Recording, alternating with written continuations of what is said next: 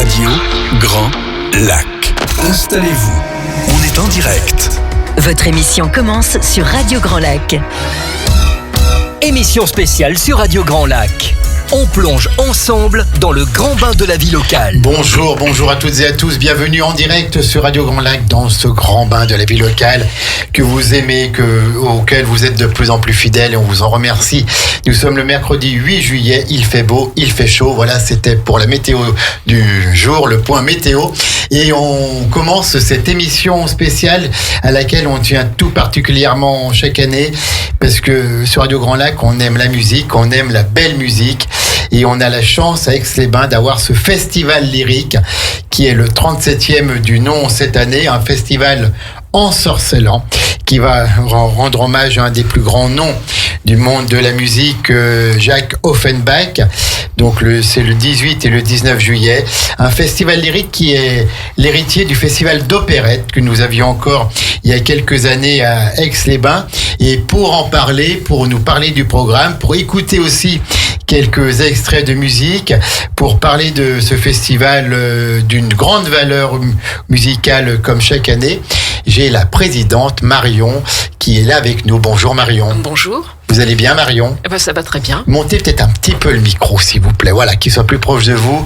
Donc Marion, vous êtes la présidente du festival lyrique. Oui, depuis cette année, j'ai pris la suite de la présidence à la suite de Sophie Carré. Sophie Carré, que l'on embrasse bien fort. Absolument. Si elle nous écoute, qui nous a accompagnés quelques temps dans la grille de programme de Radio Grand Lac, soyez la bienvenue. Merci. Pour présenter cette 37e édition du Festival Lyrique avec la marraine d'honneur Éléonore Pancrazzi, qui n'est ni plus ni moins que la victoire de la musique classique en 2019.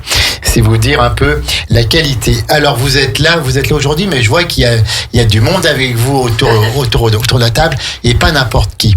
Vraiment, on a la directrice artistique Estelle Danvers qui est là. Bonjour Estelle. Bonjour. Ça va Estelle ? Mais oui, ça va toujours. Ça va, oui, toujours ce même sourire, oui, ce même sourire juvénile et puis en même temps artistique. Et c'est vrai que quand on vous croise, on a toujours plaisir à vous voir. Et puis là, c'est vous qui venez à nous en tant que directrice artistique de ce festival. Oui, pour ma 4e année. 4e année, oui. Donc vous avez donné un petit coup de peps à ce festival à votre arrivée. Puis vous avez amené avec vous aussi ce que vous avez de plus cher, Estelle, hein, le meilleur pour vous, maître Jean-François Vichigora, et l'endroit au qualificatif de maître. Mettez un thermomètre, vous savez comme on dit dans Fifi. Oui, oui, tout à fait. C'est ça. Jean-François Vichigora, artiste lyrique de niveau international, on peut dire. Intervicinal, oui. Intervicinal. Jean-François, donc vous êtes artiste, vous êtes chanteur lyrique, et puis donc vous metteur en scène aussi. Metteur en scène, donc voilà, et vous suivez de près avec toutes vos activités, puisqu'on vous voit sur le réseau à travers la France et même ailleurs, dans différentes pièces, dans différentes œuvres, et malgré tout, vous êtes présent à Aix-les-Bains avec nous. Ah bah oui, Aix-les-Bains, c'est un rendez-vous incontournable. C'est chaque année que vous êtes là. Chaque année, on est là quasiment. Oui. L'année dernière, j'étais là, de manière plus courte, si je puis dire. Mais mais très heureux de retrouver Aix-les-Bains, de retrouver ce très beau théâtre du casino d'Aix-les-Bains, et puis toutes les équipes. Oui. Donc vous êtes un petit peu chez vous à Aix-les-Bains, tous les deux. Malgré vos activités artistiques débordantes. Oui, on a toujours plaisir à arriver début juillet et se dire ça y est, c'est le début du festival. On a travaillé tout l'hiver pour ça et quand ça arrive, c'est la fête. C'est la fête et ce sera la fête donc le 18 juillet à 17h et le 19 juillet à 15h. Un programme un petit peu plus rétréci que les autres années. Vous avez voulu condenser sur un week-end. Pourquoi ? Donc, présentez-nous un petit peu les tenants et aboutissants de ce festival lyrique. Tous les trois, les micros sont ouverts. Madame la présidente Marion, Estelle, la directrice. De quoi on parle. Allez. Vas-y, Marion. Effectivement, on a cette année un festival avec 2 spectacles. l'un qui rend hommage effectivement à Jacques Offenbach et l'autre qui balaye, je dirais, le répertoire de l'opérette de façon plus générale. C'est vrai qu'on a un programme un petit peu réduit cette année. Condensé. Voilà, parce que il faut arriver à rentrer dans la vie culturelle aixoise, j'ai envie de dire. Effectivement, il y a Musilac avant, il y a d'autres choses après. Donc c'est vrai que cette année, on a fait le choix de quelque chose de plus condensé, mais avec d'autres rendez-vous aussi dans la semaine. Oui. Notamment, il y a un cours de danse en plein air qui sera Place Carnot le jeudi 16 juillet à 18h. Exactement, et qui est vraiment ouvert à tous. J'allais dire sans prétention, pour tous ceux qui veulent tester un petit peu de danse classique, se faire plaisir, croiser les danseurs du festival et Estelle qui est aussi la chorégraphe. Voilà, c'est un moment joyeux autour de la danse pour le faire soi-même aussi un petit peu en plein air. C'est gratuit. Et c'est gratuit, bien sûr. Oui. C'est sans prétention dans le sens où effectivement tout le monde peut venir, même si on a fait de la danse quand on était enfant ou quand on n'en a pas fait du tout. Tout à fait, voilà. Peu importe, on se prend pour un danseur pendant 1 heure avec les danseurs du festival. Voilà. Donc ce sera Place Carnot. C'est un peu une spécificité aixoise, ça, hein, le festival lyrique, la danse classique Place Carnot. Je pense qu'il n'y a pas beaucoup de villes en France qui proposent ça. Nous, on le propose à Aix-les-Bains avec beaucoup de bonheur. Et puis alors il y aura un rendez-vous qui sera plus tard, on aura l'occasion d'en parler, le 7 novembre 2026, le Requiem de Mozart, qui sera donné au théâtre du Casino Grand Cercle, Madame la Présidente. Oui, absolument. C'est depuis l'année dernière, Estelle tenait à avoir aussi des rendez-vous dans l'année. Notamment pour rencontrer aussi les Aixois en dehors du mois de juillet où le public est plus mélangé. On a aussi des curistes, etc. au mois de juillet. Sûr, dans l'année, on voulait aussi avoir des rendez-vous et pouvoir proposer des choses un petit peu différentes du programme de juillet. Donc là, ce Requiem de Mozart en novembre. Et il y a un rendez-vous aussi en mars autour d'une très belle chanteuse lyrique qui est née esclave aux États-Unis, qui a été la première chanteuse lyrique noire à défendre ce répertoire qui nous tient à cœur. Combien de personnes sont bénévoles dans cette belle association du Festival lyrique à peu près? Alors ça, c'est une bonne question.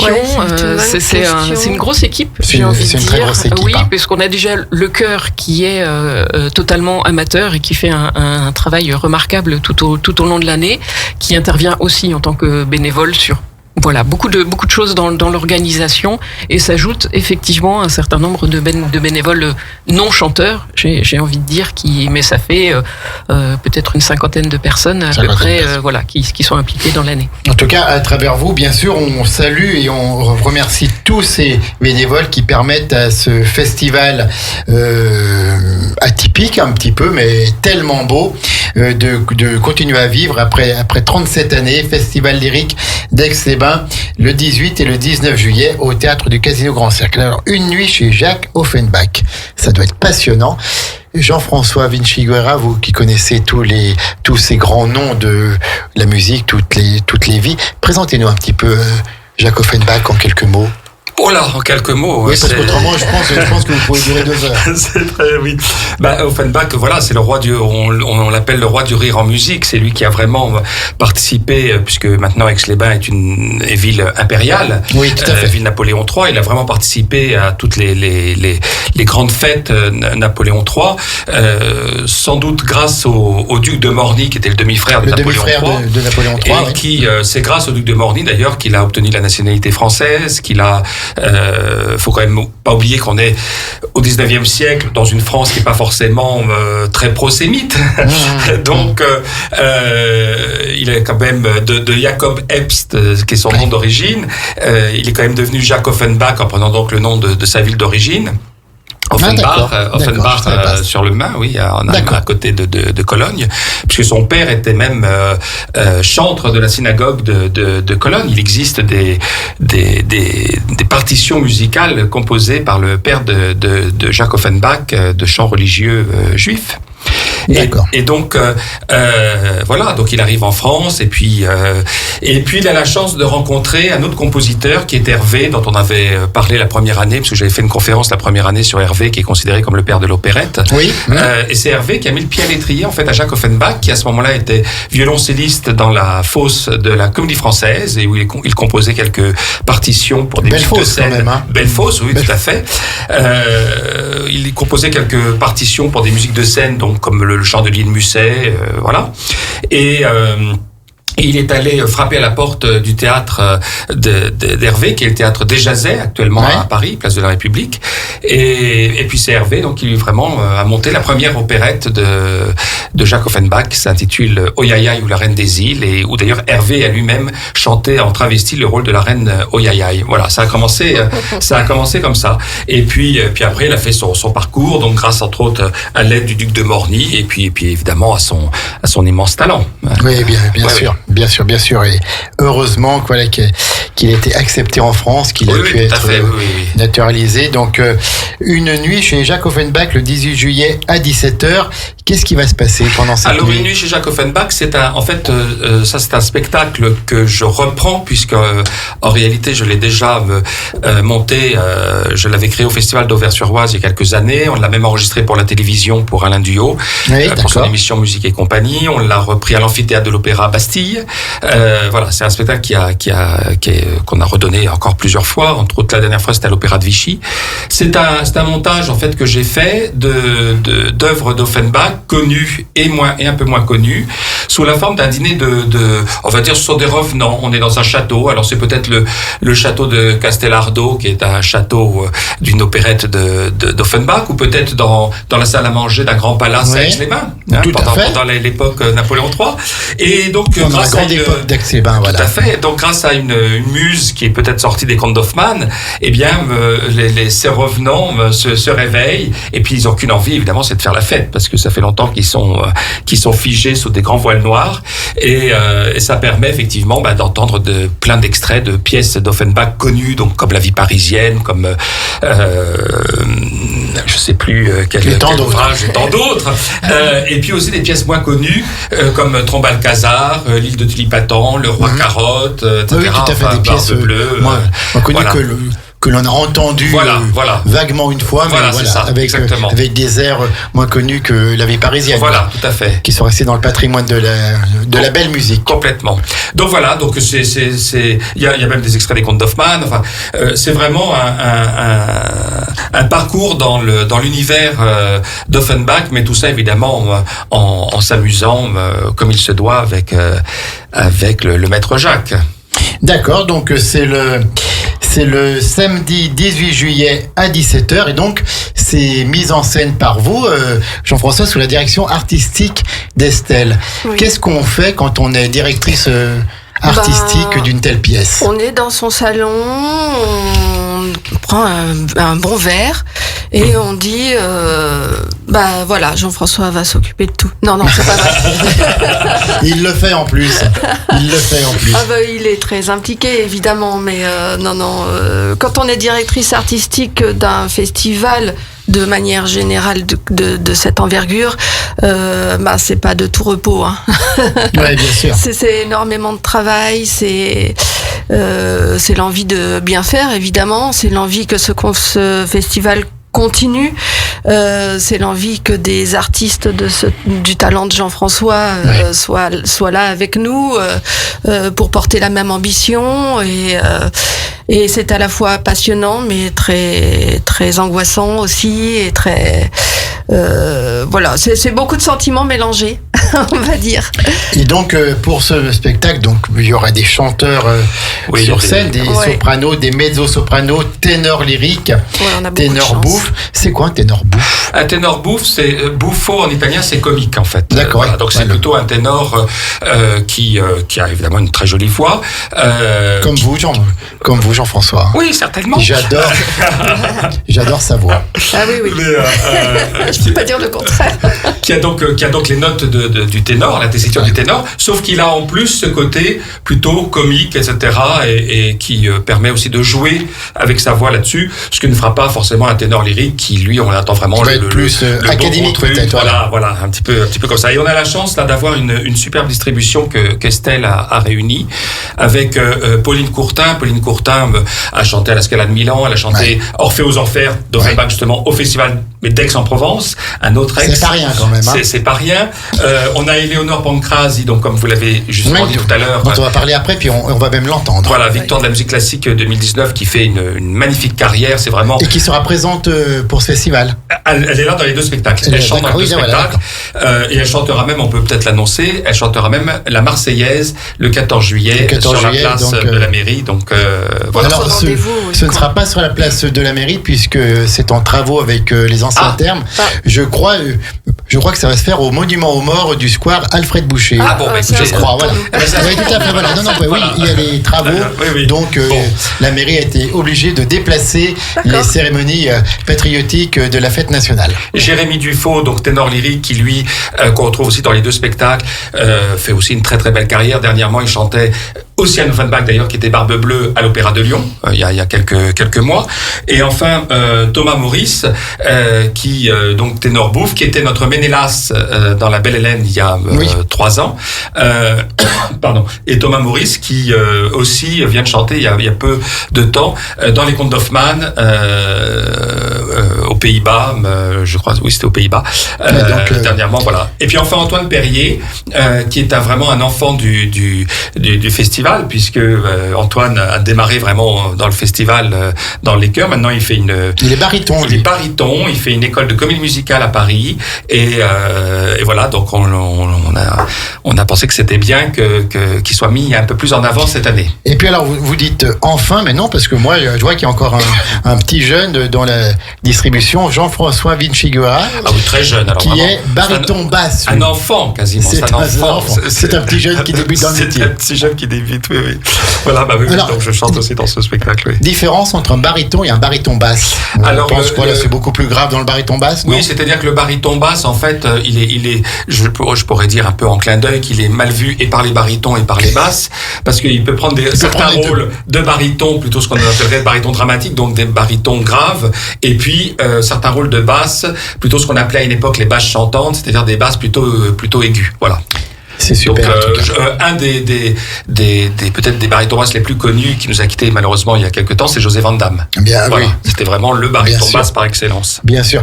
Marie-On, c'est quand même génial quand on organise un festival et qu'on a affaire à un tel binôme, à un tel duo qui a ses entrées un petit peu partout, qui connaît du monde et qui fait venir qui peut faire venir les plus grands artistes. Oui, absolument. C'est vrai que chaque année, j'ai envie de dire, Estelle nous régale avec une distribution incroyable. C'est encore le cas cette année. Vous pourrez les découvrir sur scène. Et c'est vrai que ça ajoute, je dirais, au festival, au-delà bien sûr, au-delà du talent d'Offenbach, qui est la base sur ce spectacle-là. Il faut aussi des artistes sur scène qui défendent ce répertoire avec aussi des très grandes voix et de la fantaisie. Tout à fait.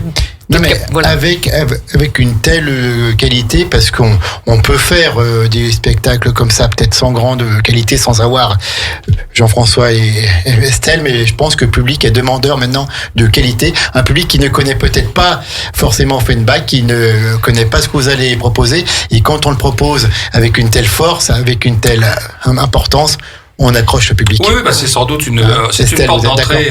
C'est une porte d'entrée aussi à l'art lyrique. Voilà, tout à fait. C'est une porte d'entrée à l'art lyrique. On entend des belles voix, mais on s'amuse en même temps. Enfin voilà, il y a rien de triste, de pompeux et de pompant. Voilà, tout à fait. C'est que nous, on est peut-être pompé à la fin du spectacle parce que par la chaleur et le spectacle. Ouais, tout à fait. En tout cas, moi, j'ai eu l'occasion de vous voir plusieurs fois sur scène et c'est à chaque fois un moment de bonheur. Puis j'adore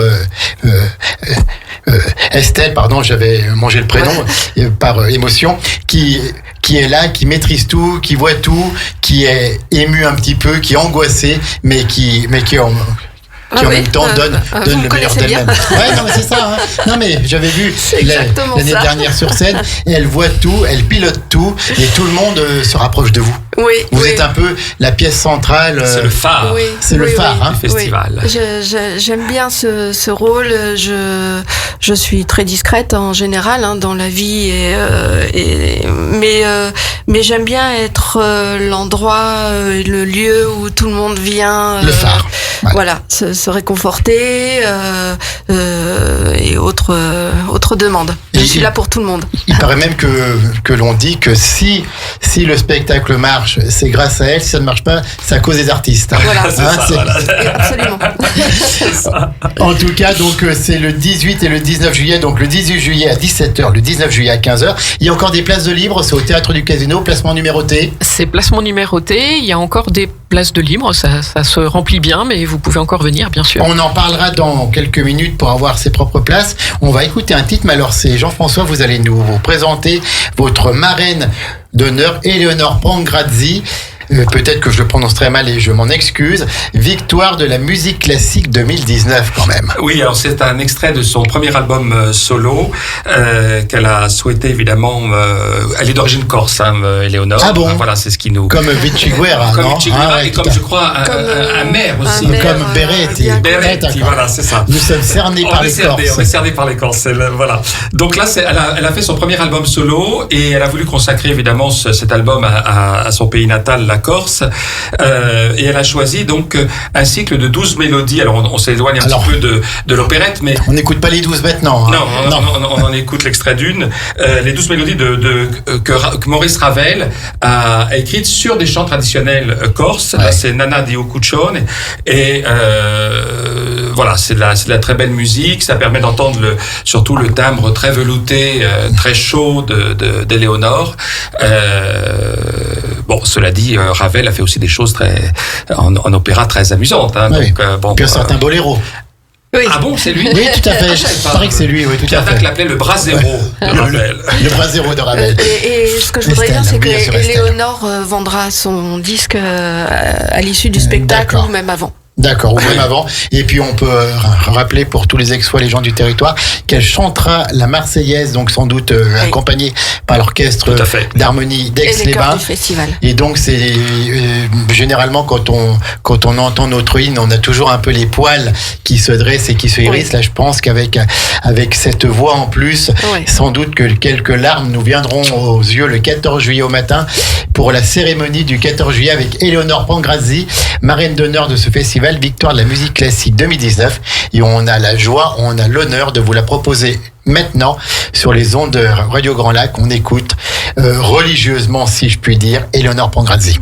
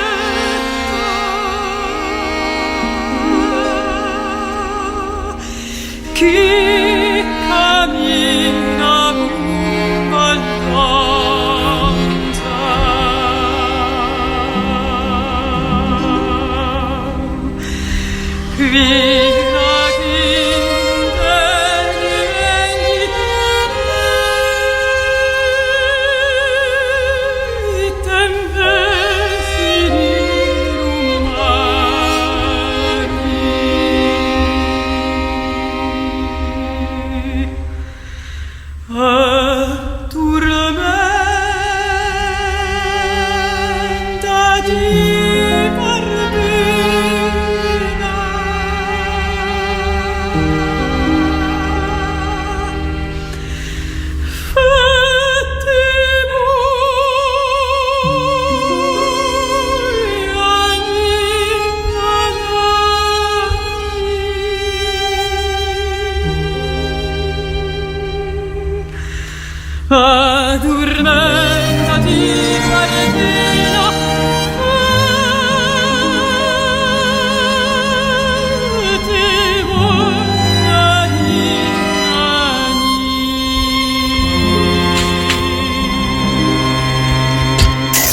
Kratz. Non, mais c'est, non, mais, de la vie locale. s'il vous plaît. Radio Grand Lac. Ensemble sur le... Voilà, donc quelle grâce, quelle beauté, j'en étais vraiment endormi, j'en étais un peu absent en entendant une telle voix, Eleonore Pangrazzi, donc victoire de la musique classique 2019 et également donc marraine d'honneur de ce festival lyrique qui aura lieu les 18 juillet et 19 juillet. Jean-François Vincigura, vous qui êtes un professionnel de l'art lyrique et puis Estelle aussi, décrivez-nous un petit peu cette voix que l'on vient d'entendre dans votre milieu, comment ? D'abord, Éléonore, elle a une voix déjà. Alors là, on l'entend moins dans cette mélodie, mais elle a une voix très longue, ce qui lui permet de chanter beaucoup de rôles. Là, cette année, elle a chanté Rosine du Barbier de Séville à l'Opéra de Marseille. Elle a chanté Carmen à l'Opéra du Château de Versailles, dans cette où ils ont remonté en fait la première version de Carmen, la première mise en scène de Carmen, plus exactement. Voilà, c'est une voix très chaude, très envoûtante. Très chaleureuse, qui, je dirais, c'est une voix corse en fait. Oui. Voilà, c'est une voix corse. Et son album La Voce di Terra, dont on vient d'entendre un extrait, en est vraiment toute l'illustration. Estelle disait précédemment qu'elle va dédicacer son disque. Pauline Courtin dédicacera aussi un disque, puisque Pauline, avec on peut le nommer, avec son mari Christophe Barbier, le journaliste. D'accord. Ils ont un spectacle sur Offenbach qui tourne actuellement. Là, ils viennent de le jouer en Tanzanie, pour vous dire. Donc, ils l'ont enregistré. Ils ont enregistré le disque et donc elle le dédicacera et le vendra aussi lors des représentations le 18 juillet. Le 18 juillet, donc vraiment du beau monde à Aix-les-Bains, une nouvelle fois pour ce 37e festival lyrique. Et donc le 18 et le 19 juillet. On a parlé d'une nuit chez Jacques Offenbach le 18 juillet à 17h, le dimanche 19 juillet à 15h. Suivez le guide. Alors, qui sera le guide? Jean-François, Estelle. Non, c'est moi le guide. Ça va, oui, il me semblait. Oui, qu'est-ce que vous avez tranquille. Bon. Alors là, pour le coup, c'est une création pour le festival. C'est vraiment ce qu'on appelle un pasticcio, c'est-à-dire que un pastis? Non, non, un pastiche, un pastiche. Un pastiche, tout à fait. Oui. Ça n'empêche pas de boire un pastis après, mais tout à fait. Oui. Avec modération, bien sûr. Bien sûr. Donc, en fait, l'idée est partie de deux choses. Un film américain, une comédie américaine qui s'appelle Une nuit au musée. Très amusante, où c'est l'histoire sans doute vos auditeurs ont vu le film, c'est l'histoire d'un gars qui prend un poste de surveillant de musée pendant la nuit, et sans savoir qu'en fait la nuit tout le musée se réveille et tous les personnages du musée s'animent, etc. Voilà, donc c'était l'idée de partir de cela, et puis aussi d'une comédie musicale de Sondheim, grand maître de la comédie musicale américaine, qui s'appelle Sunday in the Park with George, donc un dimanche au parc avec Georges, où ce sont les personnages d'un tableau de Georges Seurat qui en fait en ont marre d'être dans le tableau et qui veulent sortir du tableau. D'accord. Voilà. Et donc l'idée était en fait à la fois de faire un parcours évidemment dans tout le répertoire d'opérette, puisqu'on va alors il y a un petit peu d'Offenbach qu'on retrouve mais pas trop puisqu'on en aura eu la veille, mais il y a du Strauss, il y a du Lopez, il y a du Messager, il y a du Planquette, on retrouve les cloches de Corneville, La fille de Madame Angot, Le chanteur de Mexico, Orphée aux enfers, Le pays du sourire, certes même quelques comédies musicales, puisqu'il y a My Fair Lady, il y a Le violon sur le toit avec le fameux Assis j'étais riche de Yvan Rebreuf. Voilà. Donc, et tous ces personnages, en fait, on est dans un musée. Même les spectateurs font partie du musée. C'est un musée qui a été on a reconstitué entièrement une salle de spectacle, de théâtre à l'italienne, avec des spectateurs, etc. Et puis il y a un incident, il y a une explosion, il y a un incident électrique, et tous les personnages du musée, se réveillent et n'ont qu'une envie, évidemment, c'est de sortir du musée, mais tout en faisant quand même la fête en attendant. Et puis il y a des histoires d'amour, etc. Entre évidemment la soprane et le ténor. Voilà. Donc on est vraiment, j'ai repris tous les thèmes qu'on peut retrouver dans une opérette. Oui, parce que c'est vous qui avez créé cela. Oui. Voilà. Et donc j'ai repris tous les thèmes qu'on peut retrouver dans une opérette, donc les histoires d'amour, les histoires de ceux qui sont qui veulent pas que l'amoureux soit avec l'amoureuse, etc. Enfin bon, tout cela.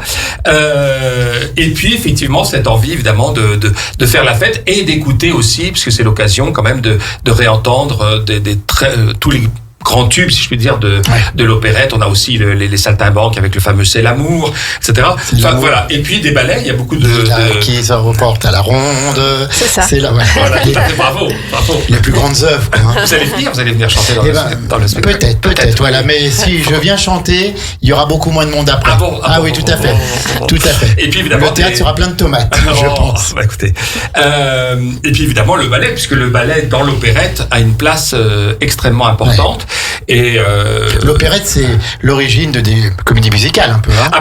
L'opérette, c'est la grand-mère de la comédie musicale. C'est la grand-mère de la comédie musicale, bien sûr. Oui, c'est la grand-mère de la comédie musicale. Avec les Mariano que nous écouterons tout à l'heure, les Tino Rossi, puis dans d'autres, Paulette Merval, Marcel Marquez, Guettari et tout. Hein. Puis même des grands chanteurs d'opéra comme Régine Crespin qui a chanté La Grande Duchesse, qui a chanté Bettella de la vie parisienne, etc. Alain Vanzo, enfin on pense à plein de grands alors là, artistes. Juste un petit aparté, il faut se rappeler, dans les années 50, pour finir, quand une opérette sortait à Paris, c'était un événement quasi mondial. À Mogador, au Châtelet, quand Mariano ou Merkes Merval montaient sur scène et créaient soit Chanteur de Mexico, soit Méditerranée, c'était des événements séries incroyables, hein. C'était programmé pendant des années. Pendant des années.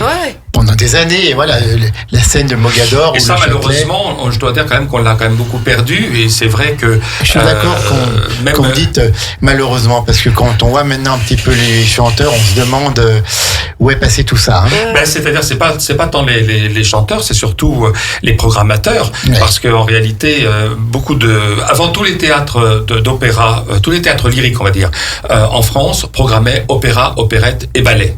Voilà. Et maintenant, il n'y a plus que, alors bien sûr, on est en pleine crise, etc. Tout ça devient très compliqué. Le nerf de la guerre reste toujours l'argent, quoi qu'il en soit. Mais c'est vrai que on continue à monter encore quelques opéras. Et je dis bien quelques opéras, parce que même les grandes maisons d'opéra ont une programmation lyrique beaucoup moins importante qu'auparavant.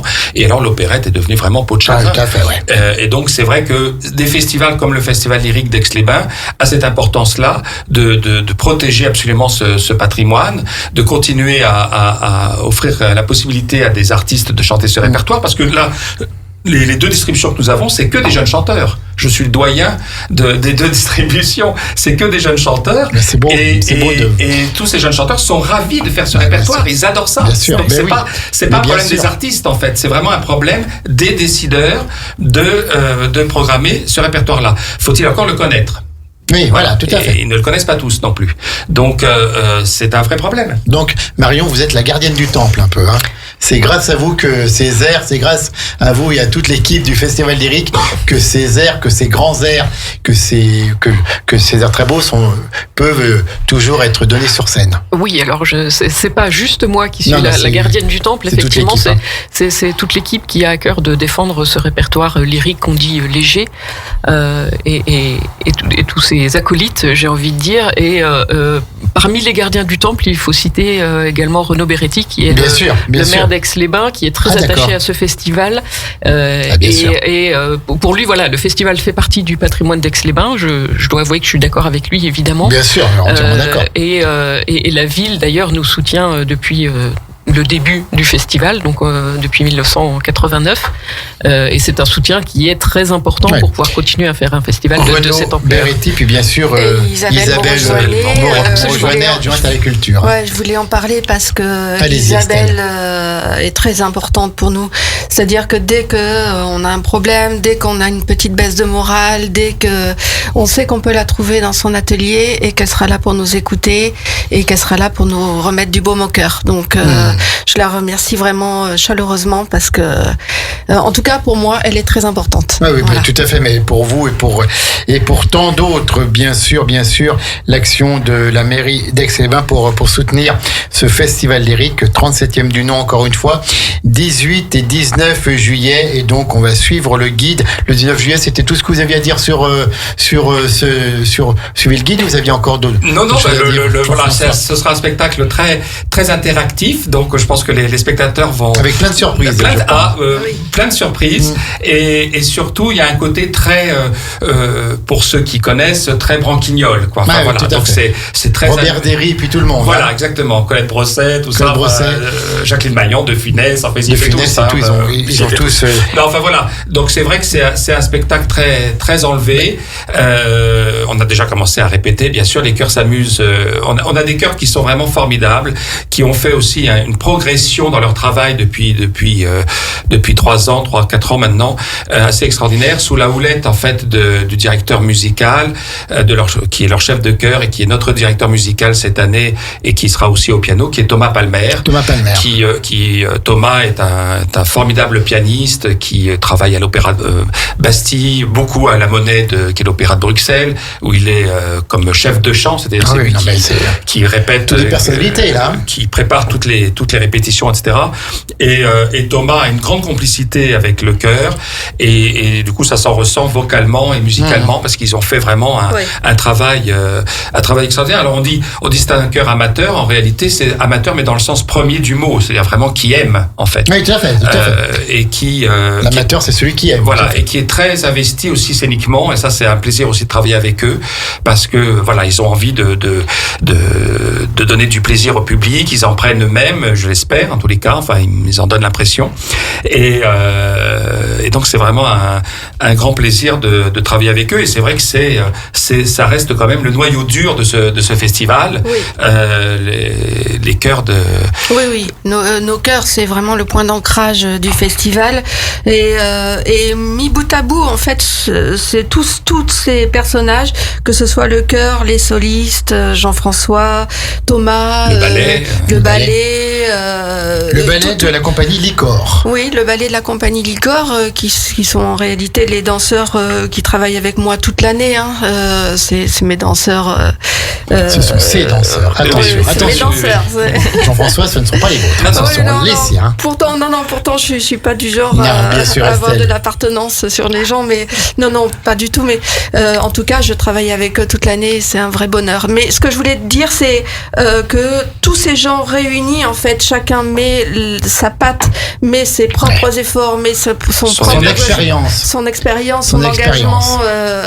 Voilà, il faut dire aussi, chez les chœurs, il y en a qui viennent de Grenoble, qui viennent répéter, qui prennent la voiture, et surtout, il y en a qui viennent de Paris et qui prennent un hôtel pour venir répéter tous les week-ends quand c'est le cas.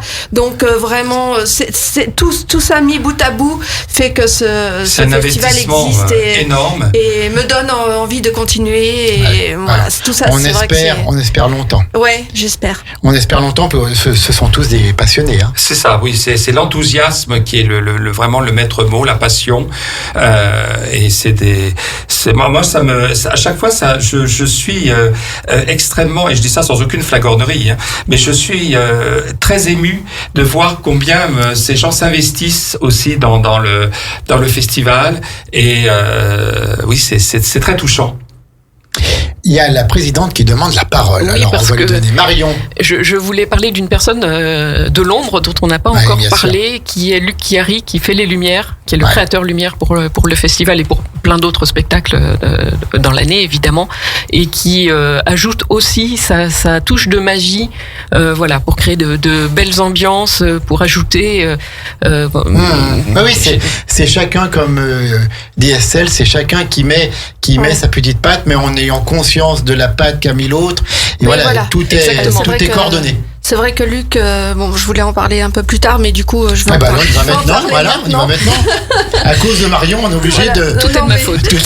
Non, mais c'est vrai que je travaille aussi avec Luc tout au long de l'année, puisque c'est lui qui fait les lumières de mes créations. Donc c'est quelqu'un qui m'est très cher parce que il a effectivement un style, il a une opinion, que j'écoute très souvent, pas tout le temps mais très souvent.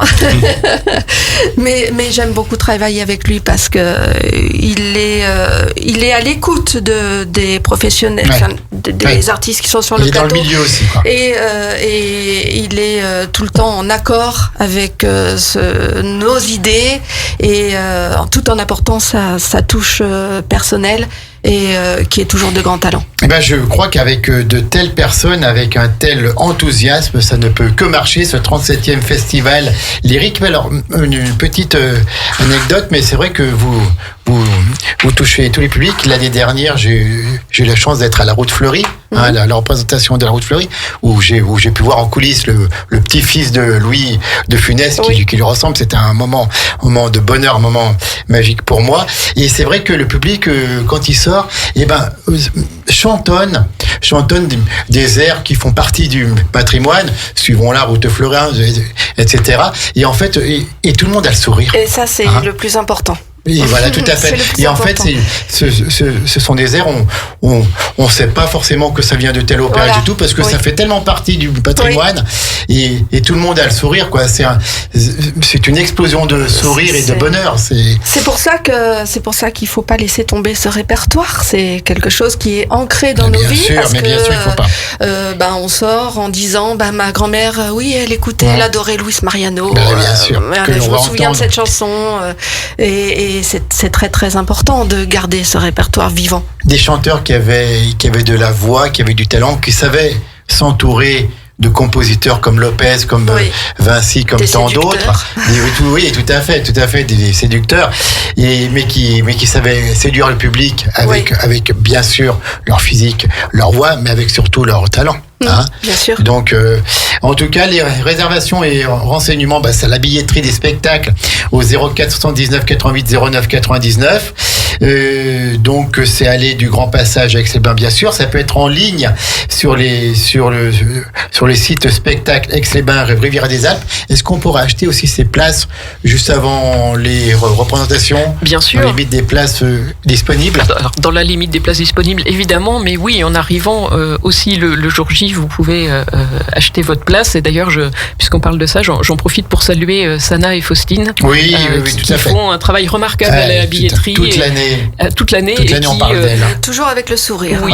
Et pour le festival, c'est avec aussi des moments. Oui, elles sont un relais précieux pour le festival parce qu'elles en parlent très bien. Et puis voilà, je les salue et on sera ravis de les retrouver à la billetterie. Et puis, je vois donc vous pouvez même avoir un tarif premium avec votre place de spectacle. Vous bénéficiez d'une boisson à l'entracte et un moment d'échange privilégié avec les artistes à la fin du spectacle. Ah oui, alors parce et on peut même faire la photo avec Estelle. Ah oui, on peut. Non, mais je tenais beaucoup à ce que le spectacle commence avant et se prolonge après. Alors, on a imaginé cette année une ambiance dès l'entrée. C'est un petit peu chaque fois, ça, avant de rentrer. Ah non, mais là, je vous assure, ça va être un petit peu différent. Et c'est d'ailleurs, j'en profite, puisqu'on salue tout le monde, j'en profite pour saluer Ambre, qui est en train de travailler sur ces décors de l'entrée et qui va nous créer toute une ambiance. Les gens pourront boire un verre, acheter une pâtisserie, et puis tous nos objets publicitaires qu'on peut garder précieusement tout le reste de l'année jusqu'au prochain festival. Voilà. Le 38e en juillet 2027. 38e, oui. Et sera vite là. Qui est déjà en préparation. Évidemment. Voilà, je veux dire, vous avez déjà une petite idée évidemment. du thème. Ouais. Elle a toujours dit ça. Le thème, tu peux en parler, c'est sur les... Alors le thème, c'est ça. Exclusivité Radio Grand Lac, mesdames et messieurs. Mon idée, c'est de commencer l'année prochaine avec une pensée particulière pour les femmes et en leur donnant une place privilégiée. Donc on commence avec l'histoire effectivement de cette chanteuse d'opéra noire qui rayonnait sur les scènes mondiales. Et puis dans la succession, je donnerai une place privilégiée aux femmes avec une œuvre qui parle d'une femme de personnalité, voilà. Et on aura le temps d'en reparler. Je peux en parler plus tard. Tout à fait, parce qu'on va déjà parler donc du 37e festival lyrique qui aura lieu le 18 et le 19 juillet. Donc vous pouvez acheter vos places et vous pouvez même emmener vos petits-enfants si vous êtes de garde à un tarif tout à fait privilégié. Oui, absolument. On tenait à faire ça parce qu'on sait qu'il y a beaucoup de grands-parents qui amènent leurs petits-enfants au spectacle. Et on sait aussi que les enfants qui viennent voir de l'opérette, souvent, on tombe assez vite amoureux. Ouais, mais donc c'est vrai en plus. Oui. C'est vrai, c'est une magie sur scène, l'opérette. Oui, ça peut même déclencher des vocations. Des vocations, hein. Ouais, tout à fait. Moi, je sais que moi j'ai eu la chance, alors c'est pas forcément de l'opérette, mais j'ai eu la chance que mes parents m'emmènent au théâtre à Paris très tôt, et c'est ce qui m'a donné envie de vraiment de faire ce métier. Oui, tout à fait. Tout à fait. Comme quoi, ça peut toujours être utile d'aller au spectacle et d'aller voir du spectacle vivant. Il faut amener les enfants voir du Surtout, spectacle vivant, tous les spectacles vivants. Tout à fait. Ils font leur choix. Après, justement, ça nous emmène sur une petite partie que je voulais faire à la fin de cette émission, puisqu'on a la chance de vous avoir, Jean-François Vinciguerra, avec la carrière exemplaire que l'on connaît, mais que l'on ne connaît peut-être pas encore assez. Vous avez fait toutes les plus grandes scènes, Jean-François. Toutes les plus grandes scènes, enfin tous les plus grands théâtres. Oui, oui, les opéras. Il y a eu pas mal de belles maisons, on va dire, oui. Quel est votre plus beau souvenir? Un ou deux. Le plus beau souvenir, c'est toujours le prochain. Ah, joli. Voilà.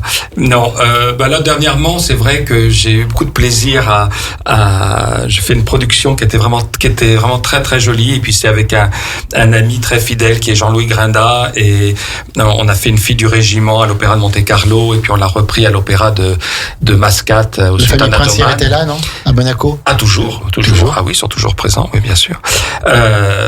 Voilà, à l'Opéra d'Oman, donc à Mascate, qui est un lieu, alors là, totalement incroyable, ouais. ce théâtre.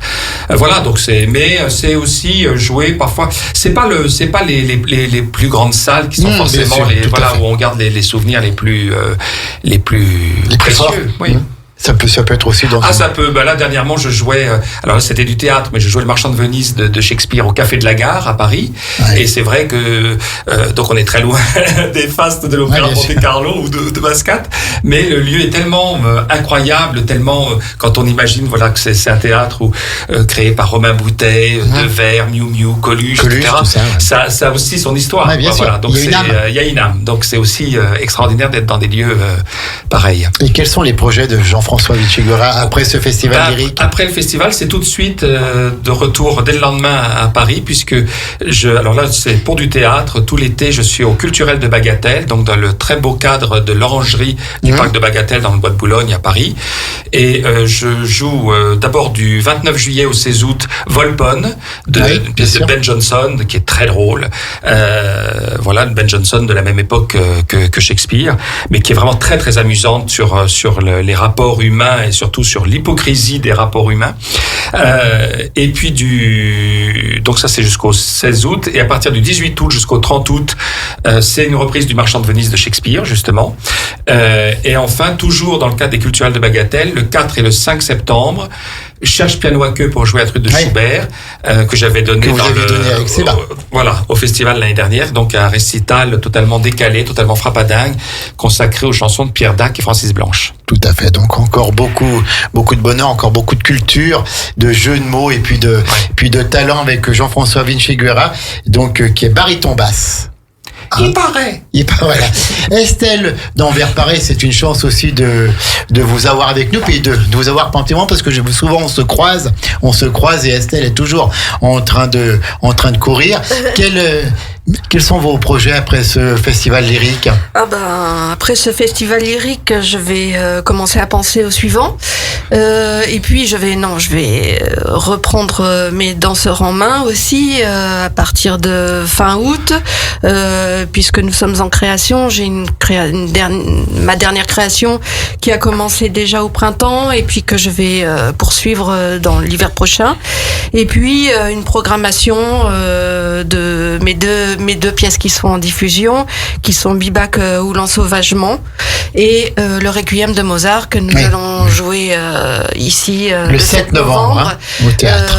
Voilà, c'est un hommage à mon ami disparu qui a lutté pendant 10 ans contre un cancer du sein.